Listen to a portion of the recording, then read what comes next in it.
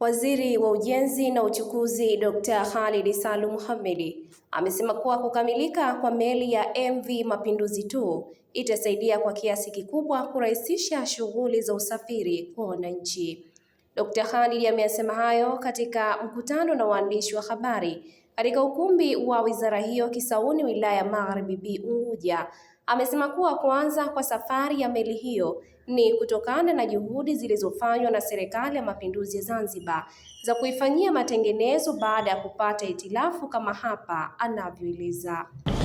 Ndugu wananchi, kama tunavyofahamu, meli ya MV Mapinduzi II ilikamilika ujenzi wake mwaka 2015 kule Korea Kusini, na tarehe Januari mwaka 2016 meli hiyo ilikabidhiwa rasmi hapa Zanzibar na kuanza safari zake. Lakini meli hii baada ya kufika mwaka 2020, sasa katika mwezi wa Novemba mwaka 2020, meli ilipata hitilafu katika injini zake na kusababisha meli hii kusita kufanya shughuli zake za kusafirisha wananchi baina ya Zanzibar, Dar es Salaam, Pemba na Tanga. Kusita huko kwa meli hii, serikali ilianza kufikiria kuchukua hatua mbalimbali, na mwanzoni kulikuwa na hatua ya kwamba meli hii iuzwe, lakini kwa bahati mbaya bei iliyofikia katika mnada haikuiwezesha serikali kufanya maamuzi ya kuiuza meli hii, na badala yake serikali ilifanya maamuzi thabiti ya kwamba meli hii itengenezwe, irudi katika hali yake ya kuweza kutoa huduma za usafiri kwa wananchi wa visiwa hivi Unguja na Pemba, lakini baina ya kisiwa hichi cha Unguja na Dar es Salaam na baina ya kisiwa cha Pemba na Tanga. Tuliingia mkataba na kampuni ya Korea inayoitwa Koje Engineering Construction Company, na tarehe 16 mwezi wa 3 2023 meli ilianza matengenezo yake rasmi. Meli hii ilifanywa matengenezo makubwa ya engine ikiwa hapa Zanzibar, na baadaye meli hii baada ya kukamilika matengenezo hayo makubwa ilipelekwa Chelezoni Mombasa, Kenya kwa ajili ya matengenezo madogo, lakini pia kazi za kupakwa rangi meli hii na kurudi katika hali yake ya awali. Meli hiyo ilipelekwa katika matengenezo hayo tarehe 14 mwezi wa 5 mwaka 2025. Tarehe 14 mwezi wa 11 mwaka 2025 tulipokea barua kutoka kwa kampuni iliyokuwa ikitengeneza meli hii kwamba matengenezo yamekamilika, lakini kutokana na mkataba wetu ni kwamba baada ya kukamilika matengenezo hayo, mkataba unamtaka mjezi huyu kuendelea kuisimamia meli hii kwa kipindi cha miaka 2 ili kuona kama zinatuweza kutokea hitilafu nyingine ndogo zozote ziweze kurekebishwa, lakini ndani ya kipindi hicho cha miaka 2 pia aweze kutoa utaalamu kwa watendaji wetu watakaokuwa wanahudumu katika meli hiyo.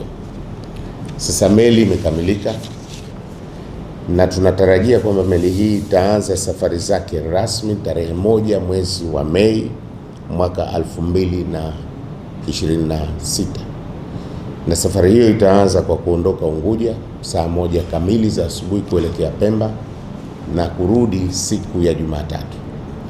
Kwa kuanzia itakuwa inakwenda siku ya Ijumaa na kurudi siku ya Jumatatu kutokana na msongamano kidogo uliopo katika bandari yetu ya Malindi, lakini hatua mbalimbali zinachukuliwa ili kukamilisha matengenezo katika bandari ya Maruhubi, ambapo meli hii sasa tunatarajia itaweza kufanya kazi zake kwa kupitia bandari ile ya Maruhubi.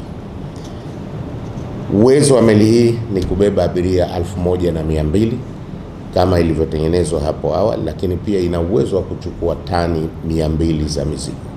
Safari zitaendelea kila wiki kwa ratiba ya kwenda Pemba kutoka Unguja siku ya Ijumaa na kurudi siku ya Jumatatu mpaka hapo litakapotolewa tangazo jingine. Kwa upande wa bei kwa wakazi, kwa maana wakazi wa Zanzibar na Tanzania kwa ujumla,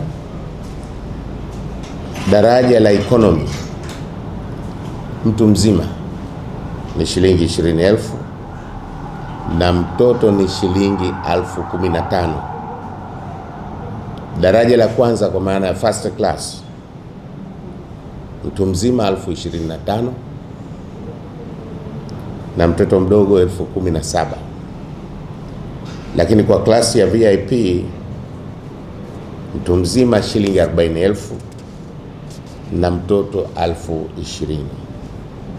Na wasiokuwa wakazi kwa maana sio raia wa Tanzania, daraja la economy ni dola za Kimarekani 25 na mtoto dola za Kimarekani 15. Kwa hiyo mtu mzima kwa daraja la economy ni dola 25 na mtoto dola 15. Klasi ya kwanza maana first class dola 30 kwa mtu mzima na kwa mtoto dola 20, na VIP mtu mzima dola 40 na mtoto dola 25. Ili kurahisisha ununuzi wa tiketi kwa abiria, shirika limeteua mawakala wawili ambao watakuwa wanahusika na kuuza tiketi. Mawakala hao ni Chaha Traveling Agency na Edi Sada Company Limited. Aidha, Dr. Khalid amewataka abiria kuzingatia sheria na kanuni za usalama baharini. Uuzaji wa tiketi utafanyika katika ofisi za shirika pia zilizopo Unguja na Pemba na kupitia wakala walioteuliwa. Shipco inawakumbusha abiria wote kuzingatia kanuni za usalama wa baharini, ikiwemo kufuata maagizo ya nahodha, kutobeba mizigo hatarishi, lakini pia kuchukua hatua za usalama wanapokuwemo ndani ya chombo. Mtazamaji, hii ni Zantime, usisahau kusubscribe, kulike, kushare na kucomment.